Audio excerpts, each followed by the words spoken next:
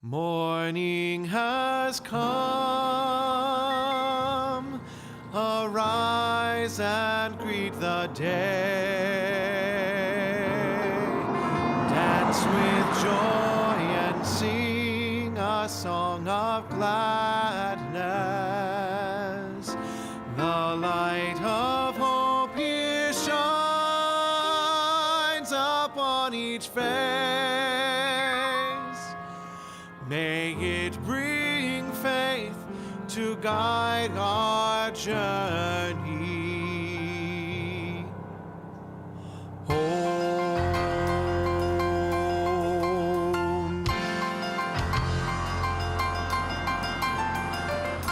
Morning has come, arise and greet the day. Dance with joy and sing a song of gladness. The light of hope here shines upon each face. May it bring faith to guide our journey home.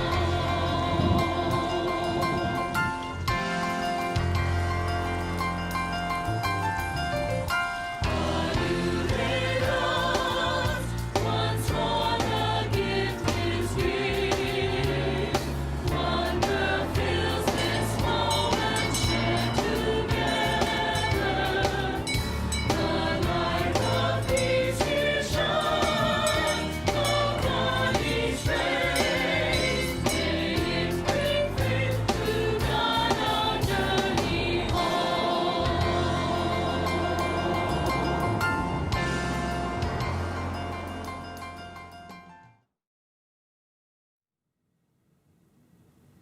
Good morning and welcome to Live Oak Unitarian Universalist Church. I'm Reverend Joanna. I'm the senior minister here, and we're so glad that you could join us this morning. If this is your first time coming and joining with us, then a special welcome is going out to you. This is a church that even online, we are staying busy 6 and 7 days a week. And so I invite you to subscribe to our weekly newsletter. You'll find a link on our website, liveoakuu.org.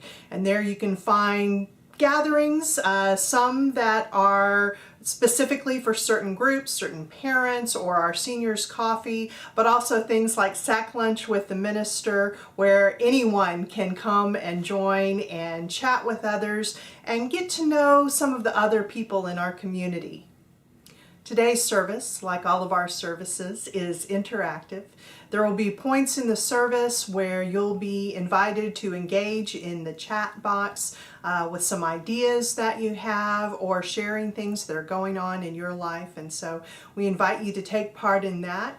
And then after the service, there's going to be a link that is placed in chat. You can also find the link on our website, and it will take you to our fellowship time. And this is where we all meet in one giant Zoom room. We kind of chat a little bit, and then we go into smaller breakout groups where we can kind of do some deeper checking in a smaller group with each other. It's a great way to get to know some people that you may not already know, and so everyone is invited for that. In Unitarian Universalist churches, we begin our services and many of our meetings and gatherings by lighting a chalice, which is the symbol of our faith. So if you have a chalice, please pull it toward you now as we all light our chalices together.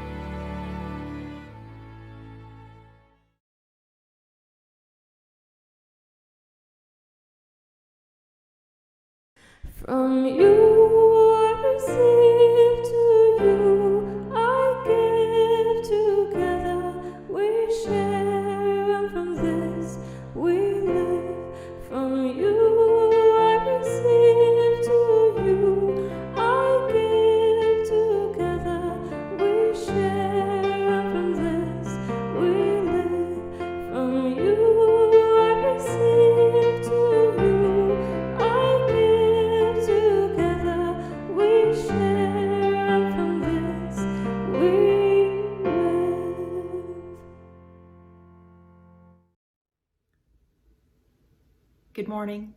My name is Carrie Krause. I'm the Director of Lifespan Faith Development at Live Oak Unitarian Universalist Church. Thank you for joining us this morning. Our big idea today is called the Bless You Bunnies. It's a story by Reverend Laura Kim Joyner and is found in Blessing of the Animals, a resource guide to UU congregations. Once upon a time, there was a family of rabbits who lived in a hole in the ground near the edge of Farmer Hernandez's chili pepper field. One day, one of the young bunnies stuck his nose out of the hole for the first time, and a gust of wind blew right into his face, and he sneezed. His parents, who were eating clover nearby, said, "Well, what do you think they said?" "That's right. Bless you." They might have said salud because they were bilingual bunnies. The bunny asked his parents what bless you means, and they said, "It means we love you and we wish for you to always be safe." The young bunnies liked this so much that whenever someone sneezed or had a bee chase them or got lost and was found, all the baby bunnies would say, "Bless you." They thought this was a great game to do, and it made them feel loved. One day, Farmer Hernandez was out on his tractor, plowing under his chilies. He got closer and closer to the young bunnies hunkered down in their hole, but finally the ground shook so much that they jumped out and ran as fast as they could in all directions, zigging and zagging as bunnies do. One bunny, after stopping, saw that the farmer had a funny look on his face, the kind of look you have when you've been hurt or have been crying. "Bless you," said the bunny. I don't know how he could have heard it over the sound of the tractor engine, but a really good bless you can carry an awful long way. Farmer Hernandez got a puzzled look on his face as if he had heard the bunny, and he stopped the tractor. He looked around the field and caught sight of the bunny. He went over to the bunny, who was very still and quiet, trying to not be seen. Quickly, he threw his hat over the bunny to catch her, and then he reached down and scooped up the little bunny in his hat and held her close to his heart. He leaned his face against the soft bunny fur, and then the farmer began to cry and cry. For the last time he had touched another creature was when his wife was alive. Since his wife had died last year, he hadn't spoken to anyone, and no one came to see him, and no one had held him, and he had held no one until he picked up the bunny. Knowing that where there is one bunny, there are many, the farmer walked all around the field until he had a hat full of baby bunnies and found their old rabbit hole and put the baby bunnies in it. He waited there, standing guard over the baby bunnies until their parents came back.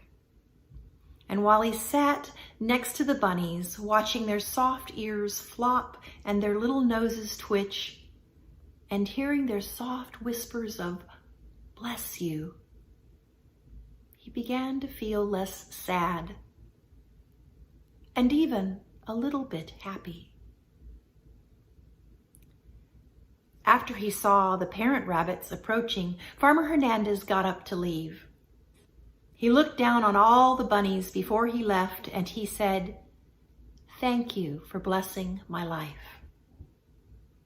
As he turned and walked away, the bunny family said to him, "Bless you." And he heard them that day and for the rest of all the days of his life, and he always felt loved. You too, are like a Bless You bunny. You can go around blessing people, each in your own way, such as thanking them, smiling at them, remembering them, and being with them. In this way, your life is a blessing to them, and you help others feel loved, such as you do by being here with all of us today. Bless you for coming, and bless you always.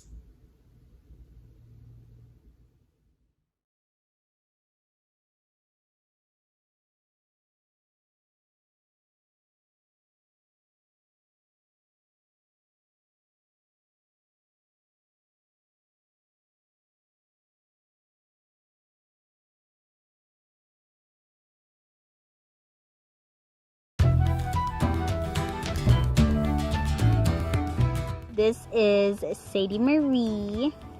She is 1 year old. She turned 1 April 18th. She is a very playful dog. And she loves her mommy, don't you? Yeah. I got her when she was a little puppy, when she could fit in my arms. Now she's huge, and I can't fit her in my arms anymore. She's very heavy. Makes me happy when I'm sad. She smiles when I come outside to play with her and to just say hi and give her her lunch and dinner and breakfast and fresh water. Yep, that's Sadie, my pretty little princess.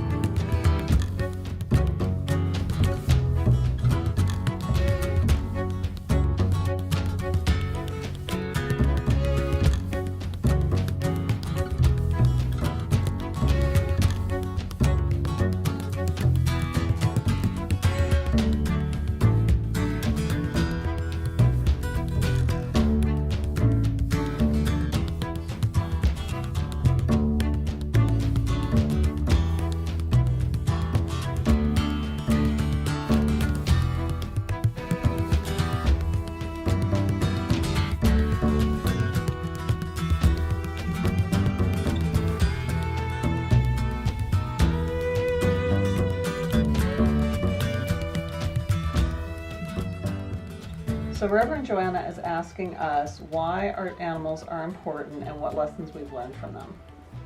Okay, well, I mean, hi, BB. Well, we've definitely learned that, BB.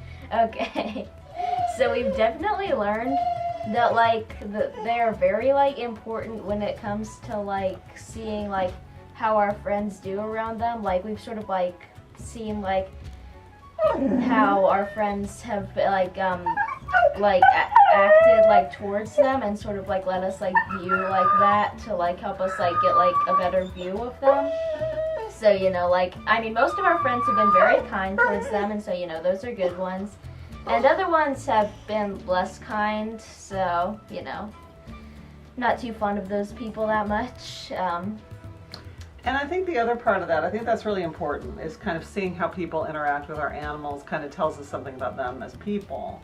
The other part of it, I think, is that we feel a responsibility to making sure that our animals are well behaved and who are kind to the people who are in our lives. And that's a big responsibility too, because sometimes animals don't behave the way we want them to, and we owe people a responsibility to make sure that our animals are safe around them and that they're safe around our animals and that they have a good time when they're around our animals, which can be really kind of hard to do sometimes. Yeah. Yeah?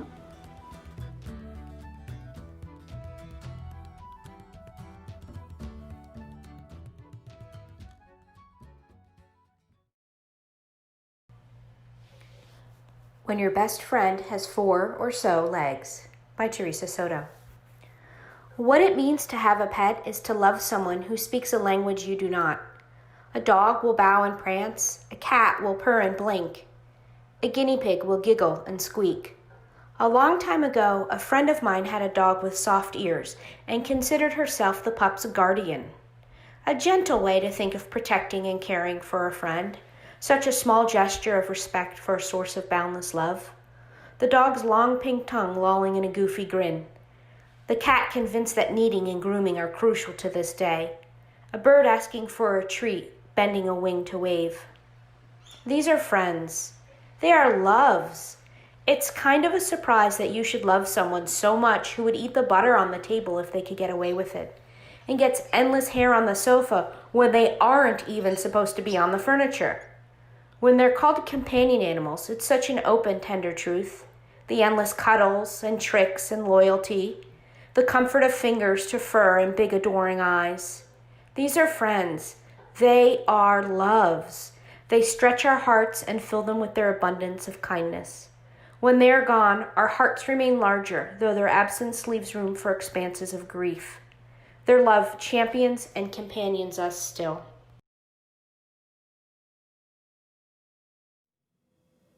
Hey fam, how you doing? That used to be a fairly easy question to answer, right? Hasn't it gotten a lot harder? How am I doing? I don't know. I am aware that there is a heaviness that is simply the reality that we are living in, that I can never fully escape from. Some days feel overwhelming, and then there are other days when somehow just by grace or by someone's phone call or by my cats or dog jumping into my lap, somehow the day just seems a little bit more bearable. Pets can do that for us, can't they? It's funny because it seems like in some ways, even though our lives are so similar, most of us are staying most of our days in our own homes, and we're wearing masks and doing all of those things to try and protect ourselves and our communities around us. And yet, in other ways, we are living such completely different lives. Right now, I know that so many parents and teachers and others who work in schools are feeling frantic, wondering what they are going to be asked to do, what are the terrible choices that they may have to make, and what exactly is the right thing to do at this time. People who have an outside job that they're now doing from home, or perhaps they can't do it from home and they're looking at everything that is going on with children, and if they have a child that they're responsible for, they're trying to figure out how all of this is going to fit together. It is a stressful and frightening time. And there are others in our community who are worried for those of us who have those concerns, and they're worried for their children or for their grandchildren, or simply worried for friends, for people out in society, and yet their lives are different. The days stretch on and can be very long and lonely. But for many people, no matter what your life is like right now, there is this one commonality that bridges all of these different worlds, and it is our pets. Pets have a way of soothing us when we feel most anxious. They have a way of making us feel less alone when we're really feeling lonesome. They're there for us, and I think as far as they're concerned, there have been some benefits. They get to have these people, these creatures that they love so much, being around them even more. And yet, for all of that, many of us know that our animals somehow can sense our emotions. Mine are yours? It seems like they're coming around more often, jumping into my lap more, purring more, or wanting more pets. And so I guess the question is it that I'm soothing them or they're soothing me?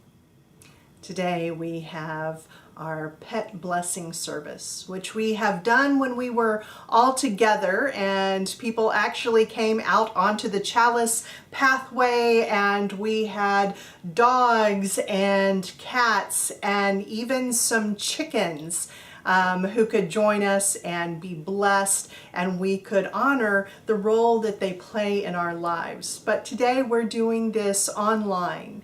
And so there's going to be a part in the service where we actually do a blessing. And so I'll give you the heads up so that if you want to go get your animal and bring them while we do some words over them or give them an extra hug, you'll be able to do that.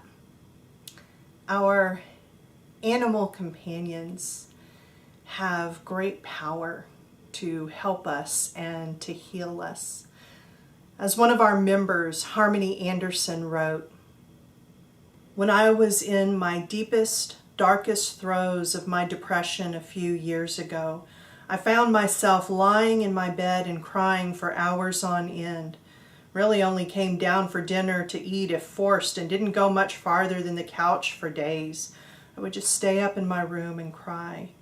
I believed that the world would be better off without me, that no one needed me. It was hard because everybody kept asking me how they could help me, and I just didn't have an answer. So I stayed alone. Then one day, Squishy started to lay on my arm whenever I was laying in bed sobbing, and she would just purr.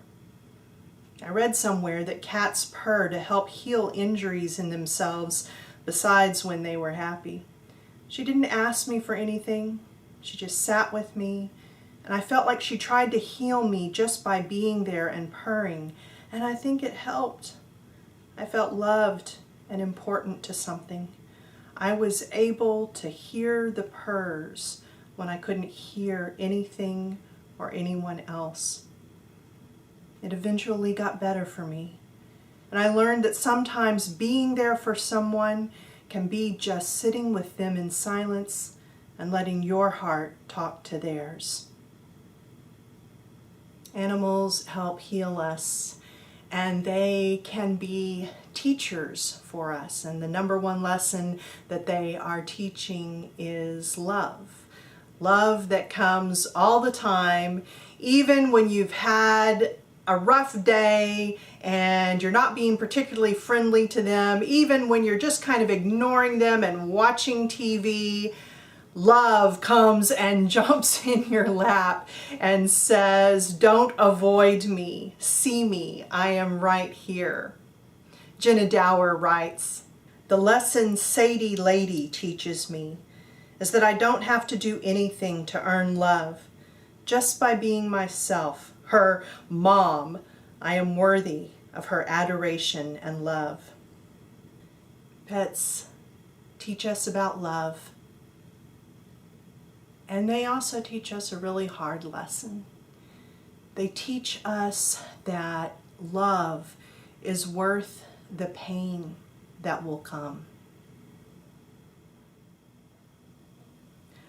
I sometimes joke about babies and about how the babies and the children of this congregation, sometimes it feels like they're the church baby or the church child because there's this entire village that is here to love them.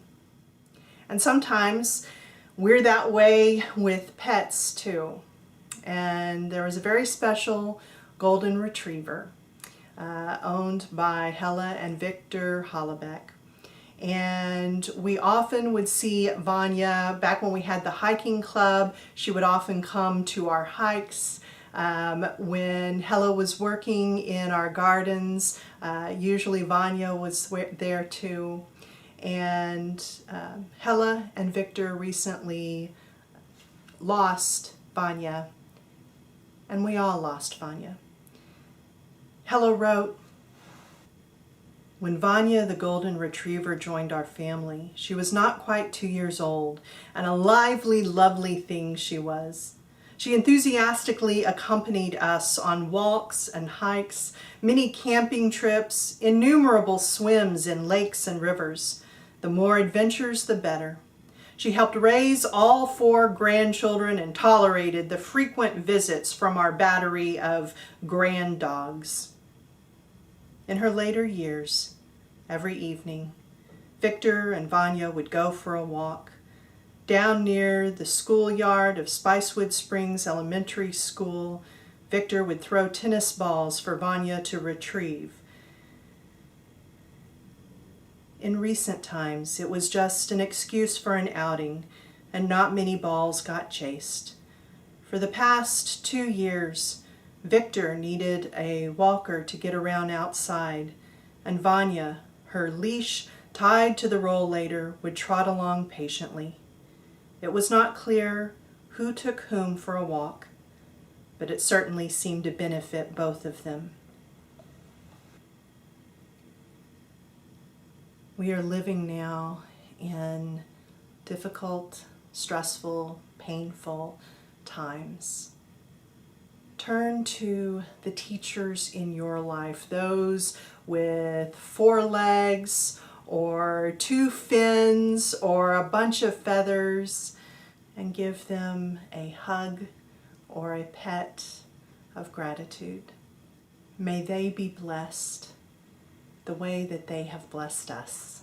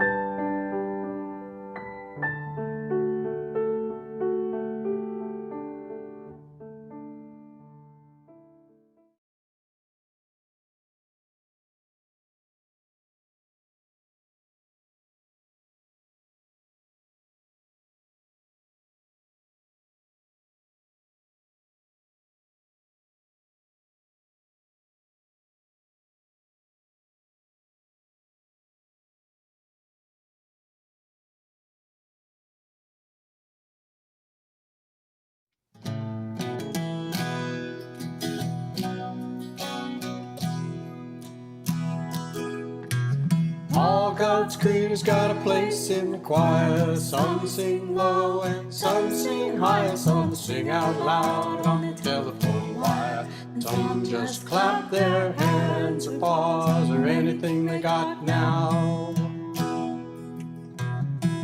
Listen to the bass, it's the one on the bottom where the bullfrog croaks and the hippopotamus moans and groans with a big two. The old cow just goes moo.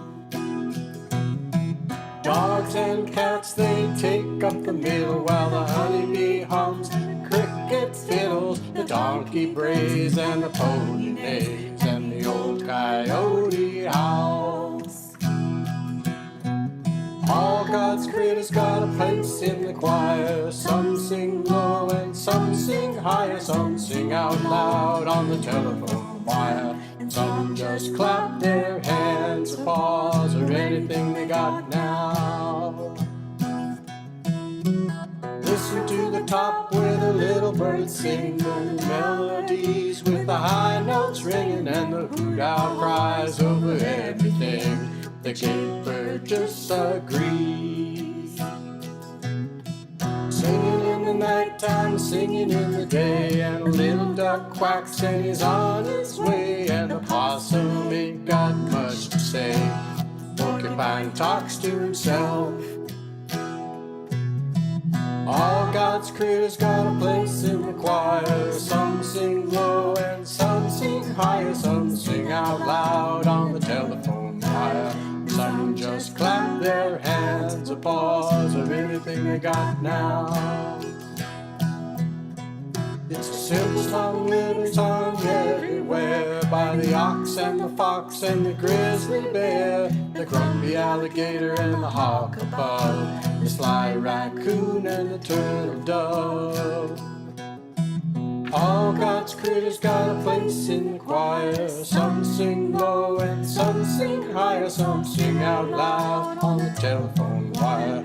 Some just clap their hands or paws or anything they got now. We bless these animals we love. A responsive blessing of the animals by Reverend Christine Robinson. Surrounded by the animals we love, we remember with gratitude the pets, protectors, and animal companions who have blessed our lives. We give thanks for our childhood pets who taught us to love and to cry. We give thanks for our children's pets who help us to teach them responsibility and relationship. And we give thanks for the pets who brighten our days and comfort our nights. Surrounded by the animals we love, we know that many animals contribute to our lives. We give thanks for all those animals who help us, worker animals who guard us and find our lost and guide the blind, the animals who provide us food and clothing, who tote our burdens and entertain us with their antics, and for animals who give their lives to help us learn. Spirit of life, help us to remember that we live and work and love among the animals. Help us to be their friends, to love them and care for them and protect them from harm, to thank them when we use their lives for ours. Especially this morning, Spirit of life, bless these animals who are the companions of our lives. Hear our outpouring of love and gratitude for them, and help us translate that into love and gratitude for all your creatures. We bless these animals we love.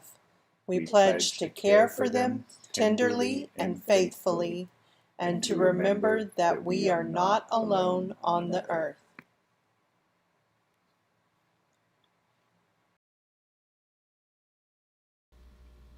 From the book A Spirituality Named Compassion by Matthew Fox. Animals are basic to compassion. When I tell people that my dog is my spiritual director, I am only being partly facetious.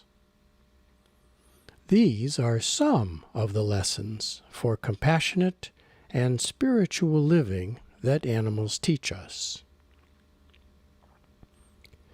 That life is good.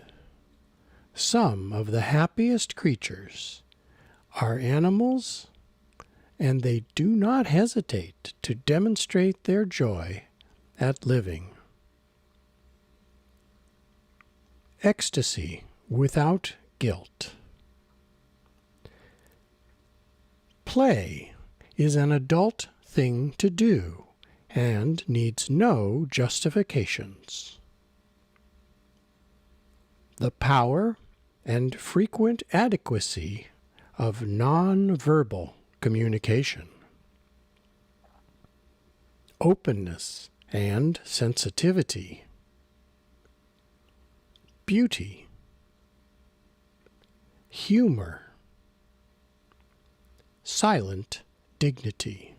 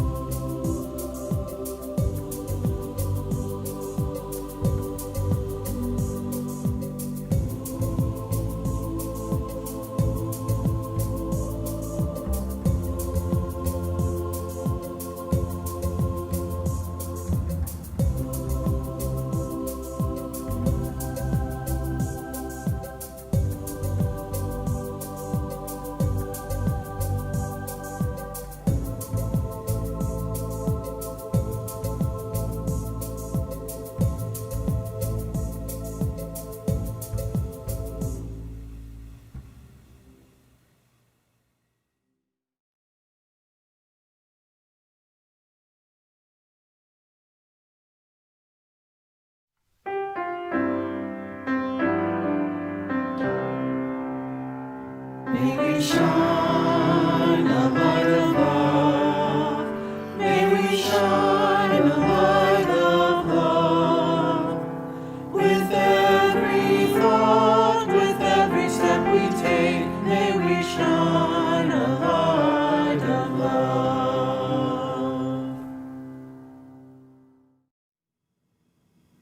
Thank you for joining us this morning. As I mentioned before, this is a church that is buzzing all week long, and so we invite you to go to our website. There's also a special What's Happening page that lets you know throughout the week what all is happening that you might be interested in joining in. Also, you can go to our Facebook page and let us know a little bit about how you found us so we can get you connected up. But right now, I hope that you will join us for our fellowship time.